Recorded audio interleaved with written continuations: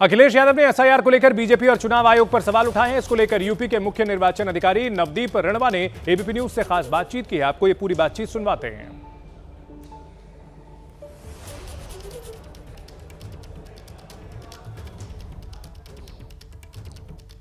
SIR की प्रक्रिया समाप्त हो गई है और अब ड्राफ्ट भी सामने आ गया है, लेकिन अभी भी मतदाताओं को कई दिक्कतें हो रही हैं।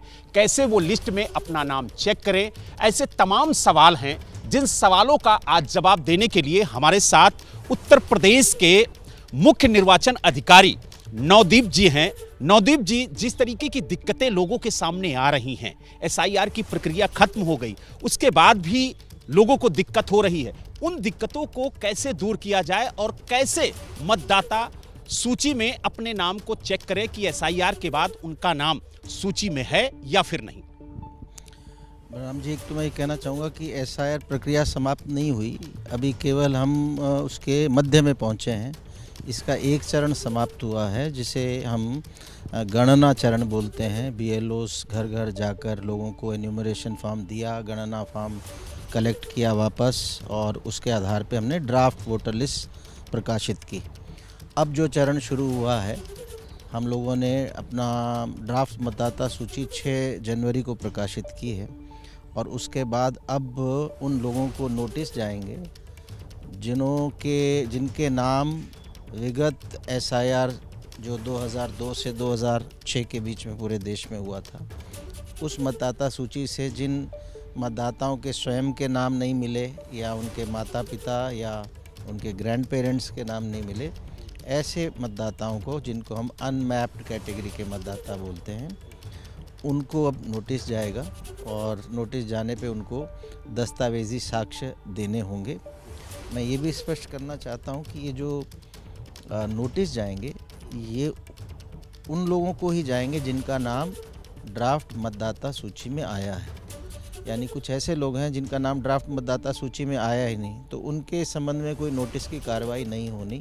काफ़ी बार हम देखते हैं, ये भ्रांति मीडिया में भी रहती है कि लोग कहते हैं कि उन लोगों को भी नोटिस जाएगा। सो अभी हमारे जैसे उत्तर प्रदेश में 12,55,56,025 नाम आए हैं। इन्हीं में से लगभग 8% से थोड़े ज़्यादा ऐसे हैं मतदाता जिनका मैपिंग नहीं हुआ था। अब जो नोटिस का पीरियड है, इसमें इनको नोटिस जाएगा, और उनको एक दस्तावेजी साक्ष्य, जिसकी हमने एक सूची भारत निर्वाचन आयोग ने दी है कि भाई ये दस्तावेज़ हैं जिनमें से आप दस्तावेज स्वहस्ताक्षरित करके दे सकते हैं। इसके साथ ही साथ समानांतर एक और काम भी होगा, वो होता है दावा और आपत्ति की अवधि। 6 जनवरी से ये शुरू हुई है और 6 फरवरी तक चलेगी, यानी लगभग 1 माह का समय है। इसमें जब ड्राफ्ट मतदाता सूची प्रकाशित हुई तो हमने जनता से यही अनुरोध किया कि सब लोग अपना नाम इस मतदाता सूची में जांचें, और हमने इसे को बहुत आसान बना दिया है। हमारे वेबसाइट पे लिंक लगाया है co.uttarpradesh.nic.in। उस पर कोई भी आदमी जाके जब क्लिक करता है तो एपिक का एक बॉक्स आता है कि इसमें अपना एपिक नंबर लिख दो। एपिक यानी EPIC मतदाता पहचान पत्र को हम एपिक बोलते हैं। पहचान पत्र की जैसी संख्या उसमें लिखते हैं, मतदाता का नाम, किस ज़िले की, किस विधानसभा की, कौन से पोलिंग स्टेशन में, कौन से सीरियल नंबर पे, वो पूरी एंट्री आ जाती। कुछ लोगों को जब वो एपिक डालेंगे तो हो सकता है एंट्री ना आए, वहाँ आएगा नो रिज़ल्ट फाउंड, यानी इसका मतलब उनका नाम ड्राफ्ट मतदाता सूची में नहीं आया।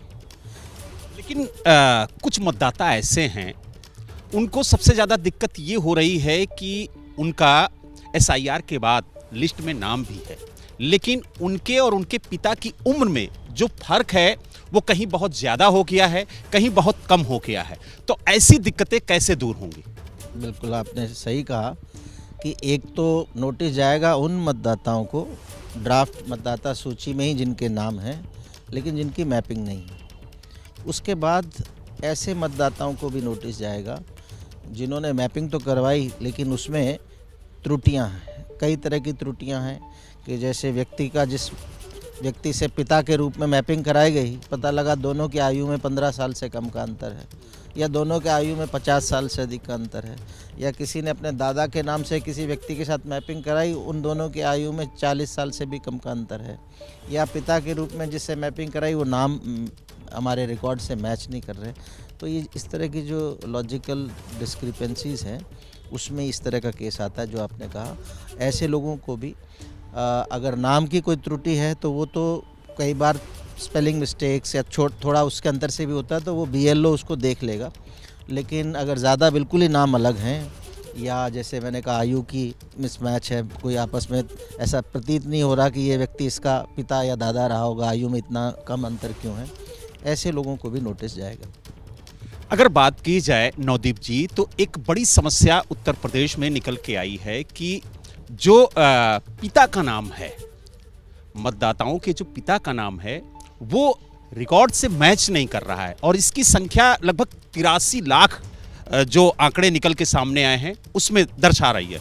तो ये बड़ा फिगर है, तो कैसे लोग इस समस्या से निजात पाएंगे और किस तरीके से वो आगे अपनी कार्यवाही को बढ़ाएं ताकि इस समस्या से उन्हें निजात मिल सके? इसके लिए व्यवस्था कर दी गई है।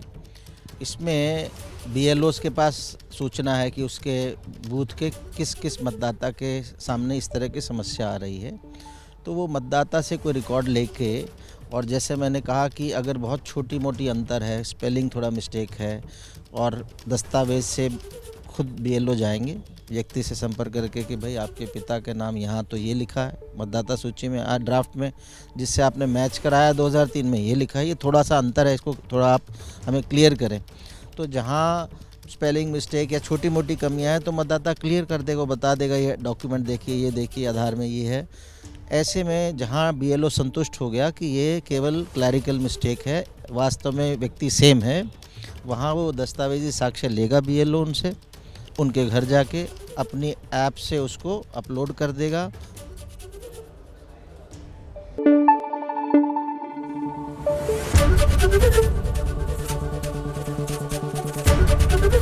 ABP न्यूज़ आपको रखे आगे।